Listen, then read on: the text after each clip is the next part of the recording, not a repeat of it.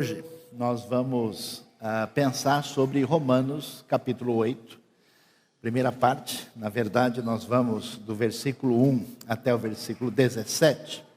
E vamos pensar em refletir sobre equilíbrio mental só com vida espiritual. Então, não sei como é que você está, você tomou remédio forte hoje de manhã, né? Alguém podia pensar equilíbrio mental só com um gardenal, né? Mas não sei se é o caso. A gente vai refletir sobre o assunto, né? Quem foi abençoado, levante a mão. Vamos ver o texto da palavra de Deus e eu queria que você acompanhasse comigo em Romanos capítulo 8. A Bíblia diz o seguinte: portanto, agora já não há condenação para os que estão em Cristo Jesus. Por quê? Por meio de Cristo Jesus, a lei, com letra minúscula, do Espírito de vida me libertou da lei do pecado e da morte. Porque aquilo que a lei fora incapaz de fazer por estar enfraquecida pela carne, Deus o fez enviando o seu próprio Filho à semelhança do homem pecador, como oferta pelo pecado. E assim condenou o pecado na carne, a fim de que as justas exigências da lei fossem plenamente satisfeitas em nós, que não vivemos segundo a carne, mas segundo o Espírito. Quem vive segundo a carne tem a mente voltada para o que a carne deseja, mas quem de acordo com o Espírito tem a mente voltada, vive de acordo com o Espírito tem a mente voltada para o que o Espírito deseja. A mentalidade da carne é inimiga de Deus, porque não se submete à lei de Deus, nem pode fazê-lo. Quem é dominado pela carne não pode agradar a Deus. Entretanto, vocês não estão sob o domínio da carne, mas do Espírito, se de fato o Espírito de Deus habita em vocês. E se alguém não tem o Espírito de Cristo, não pertence a Cristo. Mas se Cristo está em vocês, o corpo está morto por causa do pecado, mas o Espírito está vivo por causa da justiça. E se o Espírito daquele que ressuscitou Jesus dentre os mortos habita em vocês, aquele que ressuscitou a Cristo dentre os mortos também dará vida a seus corpos mortais por meio do seu Espírito que habita em vocês. Portanto, irmãos, estamos em dívida, não para com a carne, para vivermos sujeitos a ela. Pois se vocês viverem de acordo com a carne, morrerão. Mas se pelo Espírito fizerem morrer os atos do corpo, viverão. Porque todos os que são guiados pelo Espírito de Deus são filhos de Deus. Pois vocês não receberam o Espírito que os escravize para novamente temer, mas receberam o Espírito que os adota como filhos, por meio do qual clamamos, Abba, Pai. O próprio Espírito testemunha ao nosso Espírito que somos filhos de Deus. Se somos filhos, então somos herdeiros. Herdeiros de Deus e co-herdeiros com Cristo, se de fato participamos dos seus sofrimentos, para que também participemos da sua glória. Vocês sabem que se alguém quer estar sintonizado com o ensinamento essencial que nós temos no Novo Testamento para a nossa vida cristã, do ponto de vista da compreensão do que isso significa e da nossa caminhada, o livro de Romanos é fundamental. Se alguém não leu Romanos com atenção ainda, não pode ser considerado um cristão sério. Romanos, pelo menos, de 1 a 11, é fundamental para entender a doutrina bíblica fundamental que o Novo Testamento nos apresenta.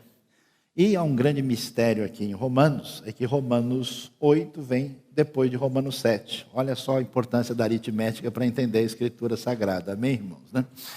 Mas isso é importante, porque a gente tem esse costume de soltar um texto aqui, de mencionar, de citar um versículo solto, e o versículo não tem sentido se você não entender o que vem antes. Romanos divide-se em duas partes, Romanos de 1 a 11, depois de 12 a 16. E de 1 a 11, a gente tem uma divisão de 1 a 8 e depois de 9 a 11. E essa parte de 1 a 8 ainda é dividida entre, especialmente, de 1 a 5 e de 6 a 8. Até o capítulo 5, o apóstolo Paulo vai falar sobre a ira de Deus, o pecado humano, o que aconteceu com a salvação, o que significa essa salvação, explica a relação disso com o entendimento equivocado sobre a relação entre justificação e lei, no capítulo 4. No capítulo 5, ele define claramente o que é essa salvação pela graça e pela fé. E do capítulo 6 a 8, ele fala como é que deve ser encaminhada a vida de quem já recebeu Jesus e quem tem Cristo na sua vida. E ele vai mencionar, se você prestar atenção, que a gente está morto para o pecado e está vivo em Cristo, e agora tem uma relação diferente com a vida nova que a gente recebe, e a gente se torna servo da justiça. E no capítulo 7 ele menciona a situação do cristão perante a lei, e ele termina com uma palavra de crise acentuada. Na verdade, uma palavra de desespero profundo. Ele vai dizer, por exemplo, no versículo 24, antes de começar o capítulo 8, miserável homem que sou, quem me libertará do corpo sujeito a esta morte? Aí ele responde, graças a Deus por Jesus Cristo nosso Senhor, de modo que com a mente eu próprio sou escravo da lei de Deus, mas com a carne da lei do pecado. Que coisa mais estranha é essa? Quando alguém recebe o Evangelho, e o Evangelho é a mensagem da graça e do perdão de Deus, que nos diz que nós não temos nada a oferecer para Deus, somos perdoados pelo seu amor incondicional, comprovado pela morte de Cristo Jesus em nosso lugar, que pagou o nosso pecado, e nós recebemos isso na nossa vida, e isso deve produzir uma transformação espiritual. Só que essa transformação espiritual não transforma você em boa gente no dia seguinte, porque, não sei, já te falaram, você é muito mais complicado do que você imagina. Portanto, Paulo vai revelar para a gente que quando alguém é sincero e joga o jogo da verdade, a primeira coisa que a luz de Deus na vida dessa pessoa vai mostrar para ele, é um monte de complicação séria que ele tinha guardado no quarto dos fundos, na despensa, no último armário da cozinha, naquela gaveta de baixo. Amém, irmãos? Todos foram abençoados nessa manhã. Que a gente vai encontrar uma série de questões que mostram nossa limitação, fragilidade, pecado, maldade, uma série de coisas. E por isso, a pessoa que em vez de seguir o caminho religioso comum, que é o caminho da gente achar que a gente é gente boa e tentar vender uma imagem falsa a nosso respeito, e tentar fazer esse jogo de troca para com Deus que funciona ou com base no ritualismo ou com base no legalismo, esse caminho é um caminho psicologicamente problemático e espiritualmente muito complicado. Ele diz que o verdadeiro indivíduo que encontra o Evangelho, ele entra em crise. Então, se você não ficou doido ainda, há um problema muito sério na sua vida. Por quê? Porque a crise é essa. Paulo vai dizer, olha, eu estou num problema. Eu sei qual é a vontade de Deus, eu encontro prazer na lei de Deus. Mas quando alguém fala mal de mim, mas me sobe uma raiva, dá vontade de quebrar o nariz da pessoa. Quem foi abençoado, levante a mão, Dá vontade de fazer farinha. Quando alguém tenta me passar para trás, me enganar, mentir nas minhas costas, eu fico maluco, Eu até tento dar uma pedalada, mas de vez em quando, assim, a azeitona chilena engasga e não desce na garganta. A coisa é difícil. E diante desse cenário, ele diz o seguinte, olha, eu percebo que tem uma batalha, uma guerra dentro de mim, tem uma crise, uma luta muito grande. E aí ele diz, olha, eu estou numa situação difícil. Eu não sei mais como agir, porque eu tenho essas duas leis. Lei aqui é com letra minúscula, ou seja, é um princípio em operação. Quando a Bíblia usa em versões bem pensadas, lei com letra maiúscula, se refere à Torá, as leis que estão escritas, que a gente tem acesso. E quando é lei letra minúscula, muitas vezes se refere a um princípio em operação, ou uma outra lei que está vigente, que não se refere à Torá ou ao Pentateuco. Então ele diz, tem uma lei atuando dentro de mim, que me faz desejar a vontade de Deus, mas tem uma inclinação que está em conflito. Aí ele dá um grito. Porque doido que não grita não é doido de verdade, né? É um doido falso, né? Ele diz: miserável homem que sou, que horror o sofrimento que eu tenho por causa de quem eu descubro que eu sou. Quem pode me libertar dessa situação que ele fala do corpo desta morte? Ou seja, do corpo, porque nós estamos com a nossa vida prejudicada pela presença de mal do pecado no mundo e em nós. E esse corpo desta morte, né, essa expressão corpo desta morte, a gramática grega chama isso de genitivo. Posso ouvir um amém para todos agora, né? E isso é interpretado como um corpo que está sujeito a esta morte. Um corpo que sofre o impacto da realidade da morte. E aí ele dá uma resposta mais estranha ainda. Ele diz: olha, beleza, descobri, amém. Graças a Deus por Jesus Cristo nosso Senhor. E ele afirma de modo que com a mente eu sou escravo da lei de Deus. Ou seja, Deus atuou no meu interior, a bênção de Deus, da graça do Evangelho atingiu a minha vida e a minha mente até tem umas ideias corretas e no lugar certo. E graças a Deus, porque esse princípio está em operação, eu estou tranquilo. E graças a Deus que, enquanto isso, com a carne eu sou escravo da lei do pecado. Uau, que história estranha é essa? Que graças a Deus mais esquisito é esse? Ele diz: graças a Deus, porque eu sei que Deus tem o controle dessa situação. Ele providenciou a bênção em Cristo, mas a luta continua. Enquanto não chegar a ressurreição, enquanto a redenção não for completa, eu não mereço confiança. O princípio da lei do pecado vai continuar atuando dentro de mim. Eu estou tentando caçar o leão lá fora, atirar, e ele está no meu quarto, debaixo da cama. Não vai pensar nisso de noite, hein? Só agora. Eu tenho que enfrentar essa realidade. Isso é importante, por quê? A noção objetiva sobre a nossa vida nos permite lidar com a realidade de fato. Se a gente acha, como eu percebo que muitos crentes pensam assim, que gente ruim é gente lá de fora, são pessoas que não vão à igreja, que não são evangélicos, e que as pessoas da igreja são lindas e maravilhosas, e eles vivem felizes para sempre, a gente não vai entender a realidade. Por isso que crente é nhenhenhé. Tudo se ofende rapidinho. O sujeito lá faz qualquer coisa que o outro se incomoda, e porque eu estou chateado, porque eu estou ofendido, ele falou mal do meu nariz, né? Diz que subi no Pão de Açúcar, avistei o Rio de Janeiro, subi no nariz do amigo, avistei o mundo inteiro, e agora eu estou chateado com isso, né? Por isso eu não brinco mais. Está cheio de gente, o dodói de Cristo, e qualquer coisa que sai fora do quadrado, ele diz: como uma pessoa que se diz evangélico pode fazer isso? Leia o Novo Testamento. Pedro e Paulo pegaram firme.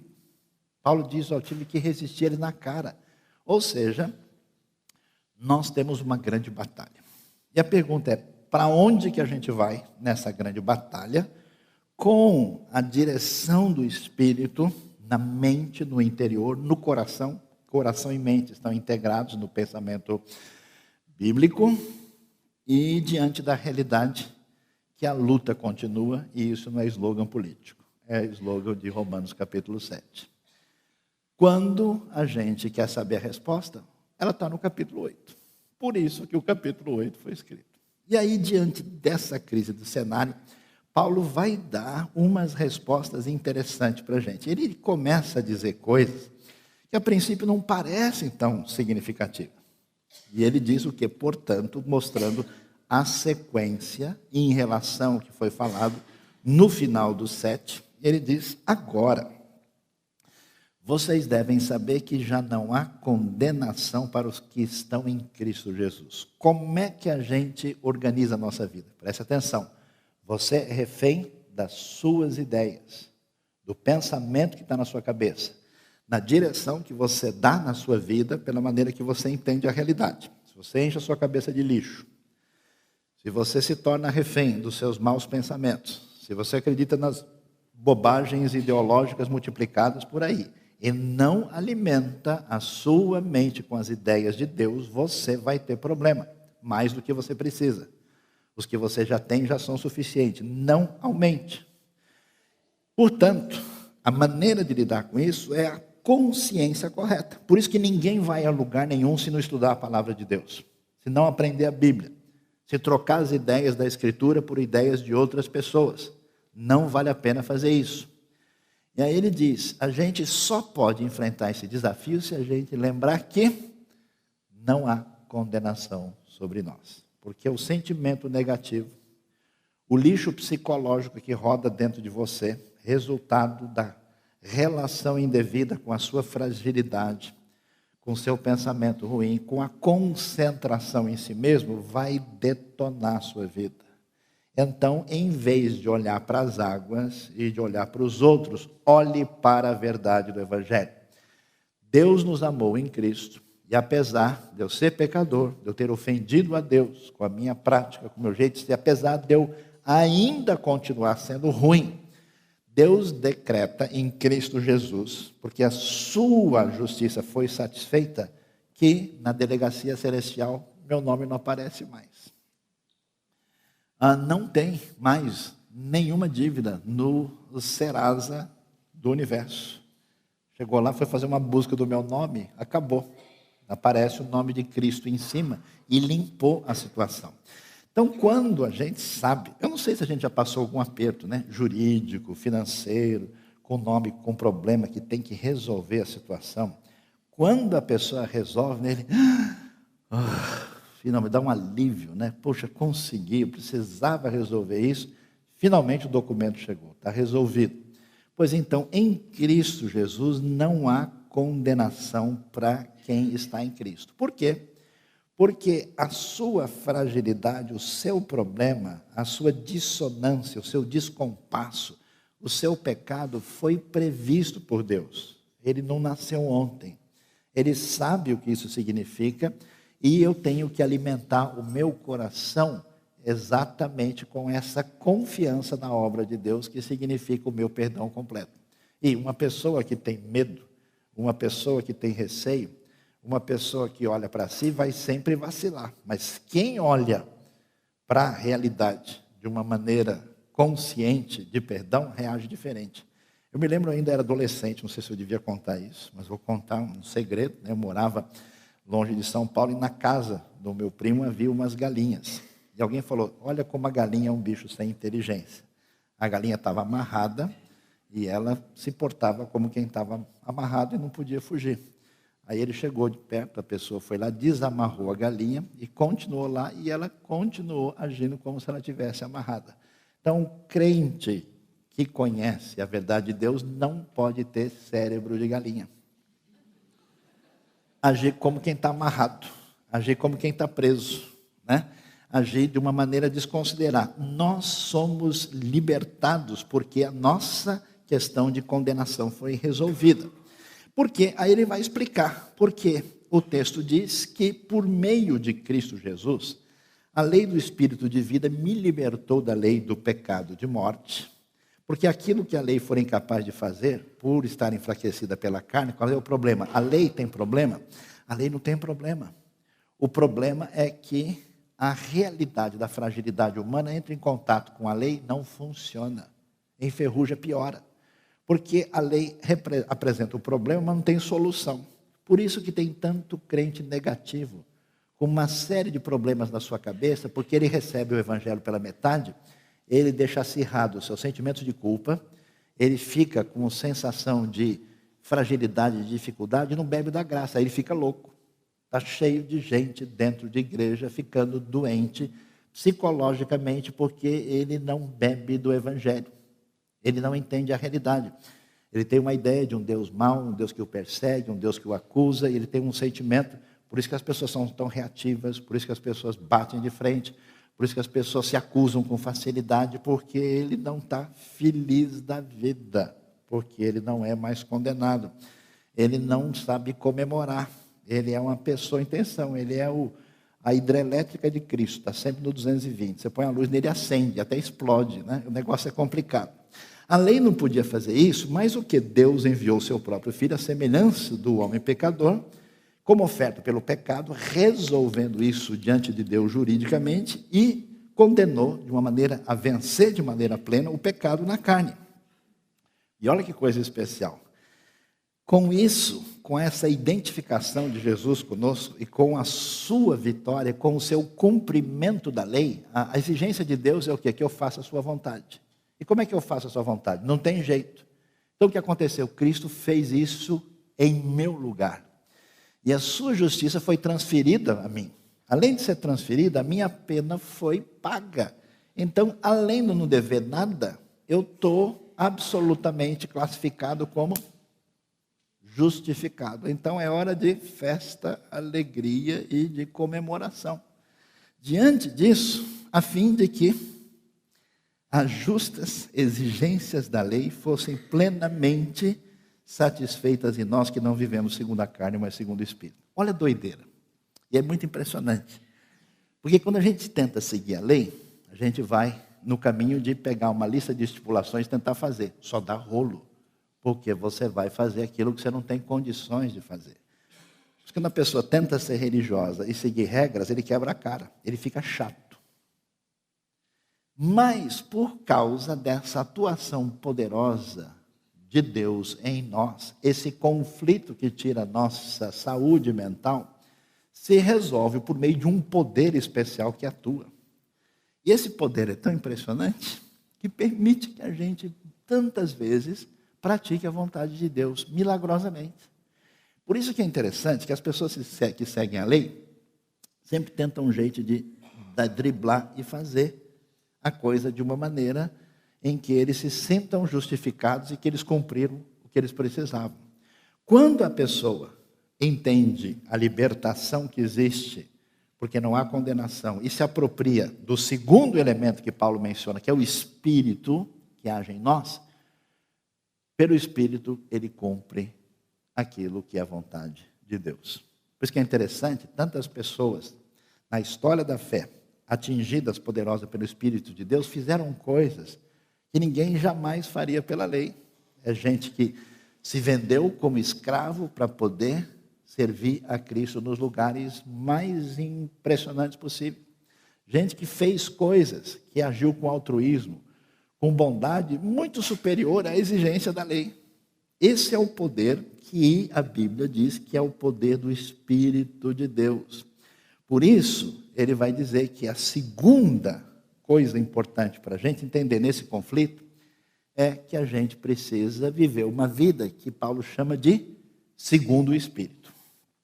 Na dependência do Espírito, na busca de Deus. E o que é viver segundo o Espírito? A gente nem sabe direito. Porque a Bíblia não tem fórmulas, não é H2SO4, né, peso 98, não tem essas coisas definidas especificamente. Não é assim. Ele vai dizer que tem gente que vive segundo a carne é a natureza pecaminosa humana, que tem a mente voltada para o que a carne deseja, mas quem vive de acordo com o Espírito tem a mente voltada para o que o Espírito deseja. A mentalidade da carne é morte, do Espírito é vida e paz, da carne é inimiga de Deus, ela não se submete à lei de Deus, e quem é dominado pela carne não pode agradar a Deus. Mas vocês, que estão seguindo com Cristo, não estão debaixo do domínio da carne, mas do Espírito, se é que o Espírito de Deus habita em vocês. E se alguém não tem o Espírito de Cristo, ele não pertence a Cristo. Ou seja, o que o texto quer dizer? Pessoal, o Espírito foi disponibilizado. Ele é dado a vocês pela graça. Gálatas fala isso. Escuta, vocês agora que começaram pelo Espírito de Deus, vocês receberam a fé como? Pela prática do legalismo ou foi pelo Espírito? O Espírito foi dado a nós. E o Espírito é um mistério. O Espírito age na nossa vida, no nosso coração. A gente deve quebrar essa resistência. Você se sente indigno às vezes, você se sente fraco, você se sente pecador e você indevidamente evita comunhão verdadeira com Deus. Meu querido, Deus ama você. Deus está atrás de você. Deus age com seu espírito. Você pisou na bola, Deus ainda está batendo na sua porta. Pode abrir, vai lá, não demora.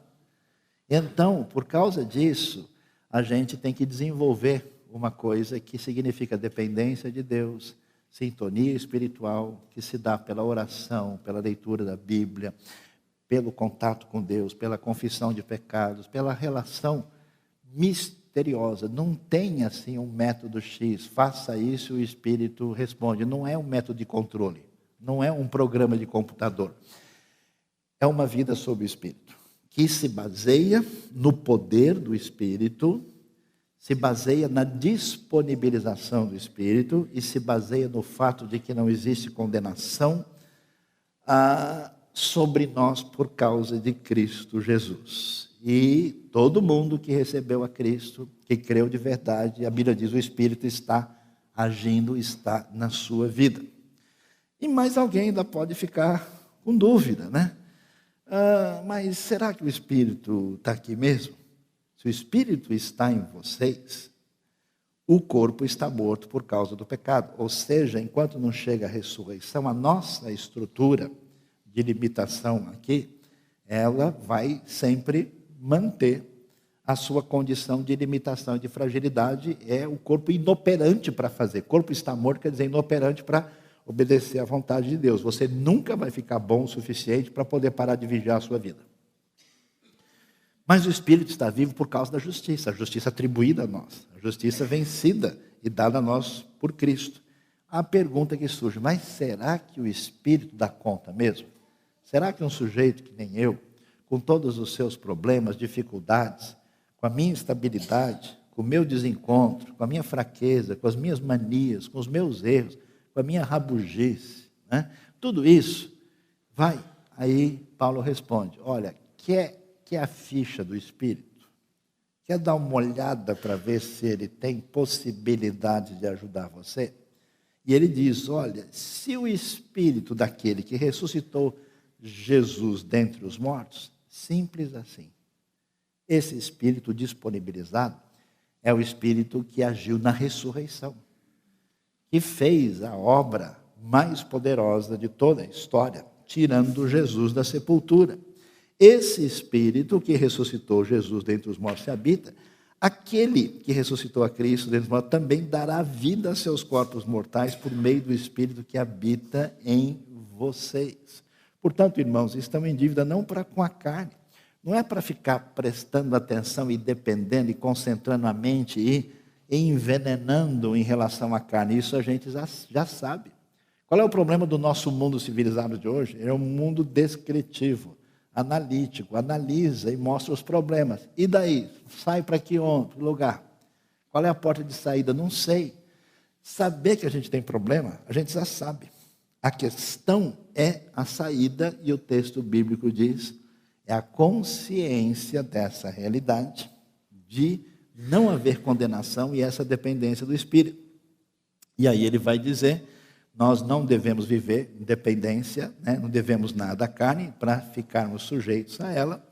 E se vocês viverem de acordo com a carne, morrerão. Se vocês não entenderem essa realidade, se entregarem à carne dizendo, olha, não tem jeito, não há esperança, eu creio em Deus, mas eu vou viver assim mesmo, esse é um caminho de morte. Mas se pelo Espírito fizerem morrer os atos do corpo, viverão. Ou seja, é na dependência da graça, é na comemoração da fé. É nesse âmbito de confiança plena é que a gente vence. Até a educação descobre isso, né? Achando que só dando duro na pessoa ela aprende. Quando você conquista o coração da criança, ela consegue aprender. Quando a graça de Deus adoça o nosso coração, é diferente obedecer. Portanto, vocês não receberam um espírito que os escravize, presta atenção nisso, para novamente temer. Qual é o sinal de alguém que não tem sintonia espiritual com Deus? É o espírito de escravo. É um espírito de temor. É a relação com Deus baseada no medo. É a relação com Deus baseada numa realidade não autêntica. Se você vive nessa dimensão, você não entendeu nada do Evangelho. Vocês receberam o Espírito, que faz o quê? adota vocês como filhos, por meio do qual clamamos Abba, Pai. Em que está nossa esperança? Não há condenação. Na ação poderosa do Espírito que ressuscitou a Jesus e garante a minha ressurreição. Várias vezes eu peguei a mim mesmo pensando, como será a ressurreição? Porque a gente morre, o corpo vai lá desaparecendo, os ossos depois ficam, depois também somem. Eu fico imaginando no dia da grande vitória do poder de Deus, como é que isso vai ser reunido, como é que vai ser consertado, como é que vai ser alinhado. Vai ser muito mais fácil a gente olhar no espelho, inclusive. Amém, irmãos? Que maravilha, né? Vai ser uma coisa tão especial. Como é que isso se dá? Isso se dá pela ação do poder do Espírito. E aí ele vai terminar dizendo que a terceira coisa em vista é quando a gente entende que a gente não teme e não é escravo mais, mas a gente tem condição de correr e pular no colo de Deus. E a gente sabe que Deus é Abba, Pai. Nosso problema é a nossa maneira de lidar com os fantasmas criados na nossa cabeça. Esses fantasmas representam uma autoimagem destruída pela sensação negativa que a gente constrói por toda essa personalidade reativa que não entende o que significa aquilo que Cristo Jesus fez por nós. Muita gente entende que Deus é poderoso. Muita gente entende que Deus é grande, que Ele é o Criador, que Ele é o Senhor do universo. Mas nada realmente significa mais do que entender que Deus é meu Pai. É o Deus que me recebe, que me aceita. E existe aí toda uma discussão sobre o significado, mas de modo geral, essa palavra Abba, ela tem no mínimo uma ideia de pai, no sentido de proximidade maior. Esse Espírito os adota como filhos por meio do qual clamamos Abba, Pai. Posso perguntar uma coisa para vocês? Qual foi a última vez que você chamou Deus de Pai sentindo? A gente chama, né? Pai nosso, obrigado. Ó Pai. Aliás, o pessoal ora tão confuso que fala, querido Jesus, muito obrigado ao Pai. Chama Jesus de Pai, o Pai de Filho, faz uma confusão familiar, troca o nome de todo mundo, está tudo certo, né? Falou em Deus, eu estou no meio. A coisa é complicada, mas é a sensação. Porque você chega num lugar, num ambiente, e quando você é estranho, você se sente estranho. Você chega num lugar, tal, você é convidado, mas você vai numa festa familiar, só você é de fora. Fica aqueles famosos sorrisos amarelos. Né? Não, tudo bem, né? Fica à vontade, mas a vontade tem 2 notas de rodapé para explicar o que é isso naquele lugar. Né? Ah, não, pode dizer, quando você está na sua casa, né? Mas você não pega o bife maior. Porque você olha assim, de repente, tal, você olha para um, olha para outro, espera o pessoal fechar os olhos na oração, abre para ver qual é o bife, onde é que ele está, né? Olha direitinho. A gente tem que perceber essa realidade. E quando a gente entende que Deus é Pai e tem condição de clamar, a nossa relação com Deus é o caminho da gente alinhar essa confusão que toma conta da gente com a crise por causa da lei de Deus em conflito com a lei que faz guerra dentro de você, segundo o ensino de Paulo em Romanos 7. E aí ele vai terminar dizendo o seguinte, olha que coisa, o próprio Espírito testemunha ao nosso Espírito que somos filhos de Deus. Há uma consciência interna, há uma cura no coração, de que Deus nos recebe. Nada tem mais poder na vida de uma pessoa como cristão de ter certeza que Deus o tem como filho de verdade. Essa autoconfiança espiritual é fundamental. Se a gente não entende isso, a gente vai caminhar em 2 direções problemáticas. Uma é de desenvolvimento religioso, de seguir isso, seguir aquilo, dizer que isso é certo, é errado, e montar, vamos dizer, tabelas religiosas. O outro caminho é entrar num ativismo maluco para se esquecer dos conflitos internos. Isso não produz uma comunidade saudável, para uma cidade melhor. E Paulo, é muito legal, que ele acabou de gritar, socorro, que miserável homem que sou. E ele termina fazendo festa total. O Espírito Consolador, comemorando aqui. Ele diz, se somos filhos, então somos herdeiros. Aliás, você está feliz, alegre, porque Deus o recebe plenamente como filho? Então, leia um pouco mais sobre filho. Filho significa herdeiro, herdeiro de Deus. Por causa de herança, o pessoal briga, a família se divide, o pessoal sai na faca. Você imagina a doideira do que é ser herdeiro de Deus? Imagina o que significa essa herança na vida eterna. Lembra lá que os humildes, os mansos, herdarão a terra. Ainda estou tentando saber o que será isso no futuro. O pessoal está querendo herdar agora, mas na vida futura, que herança é essa? Está cheio de gente se preparando para a vida futura, para ter uma herança bem segura aqui. Mas qual é a herança que vai ser definitiva? Essa é a pergunta. Eu sou herdeiro de Deus, co-herdeiro com Cristo. Compramos um terreno juntos, eu e ele. Está vendo só? E se de fato participamos dos seus sofrimentos, para que também participemos da sua glória. Uma frase um pouco estranha. Porque Paulo diz, caramba, é tão maravilhoso, recebemos, aí a condição de estar livre da condenação. Temos o Espírito que ressuscitou Jesus dos mortos à nossa disposição. E podemos, diante do Criador, do Senhor do Universo, correr e abraçá-lo e ser recebido como Pai. E eu clamo, Abba, Pai. Mas a vida é tão complicada. A vida é difícil. Porque tem um problema de dentro e tem um problema de fora. E essa comunidade da fé pode comemorar muito?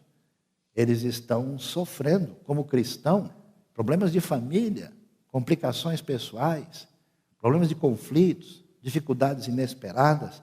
Será que a coisa está fora do controle? Fique sabendo o seguinte, o texto vai dizer que se de fato somos participantes dos seus sofrimentos, ou seja, está reservado por Deus antecipadamente um estoque de sofrimento na sua vida. Amém, irmãos? Quem quer dar um testemunho aqui, né? Eu sofri bastante na minha vida. E durante alguns anos pelos quais eu passei, eu ficava me perguntando, mas por que é que Deus faz isso? Demorou bastante para eu entender, baixar o arquivo e instalar o software, porque eu não queria instalar, toda hora dava bug. Eu não queria aceitar esse negócio. E depois de ver algumas coisas lá na frente, eu falei, caramba, se não tivesse doído daquele jeito, eu, como sou cabeça dura e difícil de aprender as coisas, eu nunca teria entendido. Sofrimento que envolve a luta com a gente mesmo, as coisas injustas que acontecem na nossa vida, as coisas que a gente sofre porque a gente tem relação com Deus, porque a gente não quis entrar no esquema, a gente não quis dividir a bola, a gente não quis participar, saímos punidos, quebramos a cara, podíamos ter estado numa melhor. Se vocês percebem a verdade, nós somos participantes dos sofrimentos de Cristo, e isso é um sinal de que Deus está cuidando da nossa vida, porque os sofrimentos injustificados que têm a ver com a ação de Deus na nossa vida, que alguns estudiosos chamam de açoites de Deus, fazem parte de um treinamento especial para que a gente participe da sua glória. Colossenses tem uma frase muito maluca e diferente: falta cumprir o restante daquilo que foram os sofrimentos de Cristo, da continuação de Cristo, que é o seu corpo, que é a sua igreja. Então não fique triste não, deu rolo na sua vida, complicou, você não entende, Deus não abandonou, e ainda é seu Pai, e ainda ama você, e está atrás da sua vida. Não feche o coração, você não tem saída, a única saída é abrir o seu coração para o Deus que é Pai, para o Espírito poderoso de Deus, e saber que você está livre da condenação. Deus abençoe a sua vida, abençoe o nosso coração. Feche os olhos, vamos orar. Deus querido, Pai amado, a gente luta nas batalhas da nossa vida, a gente ouve a Tua palavra, a gente tem a nossa vida diante de nós, diante das nossas escolhas. Às vezes, Deus, é difícil entender, é difícil escolher, é difícil reagir, é difícil proceder da maneira que o nosso coração fique tranquilo. A gente às vezes fica meio maluco diante de tanta coisa que surge diante de nós. Visita o nosso coração nessa manhã. Nós dependemos de Ti. Precisamos do Teu Espírito. A nossa sabedoria é loucura e é insuficiente. Precisamos da Tua graça. Precisamos do Teu abraço nessa manhã. Do Teu abraço de Pai que cura a ferida do nosso coração. Precisamos, ó Deus, receber do Teu Espírito aquela tranquilidade que estamos livres da condenação e que o Senhor conhece a nossa batalha interna e externa.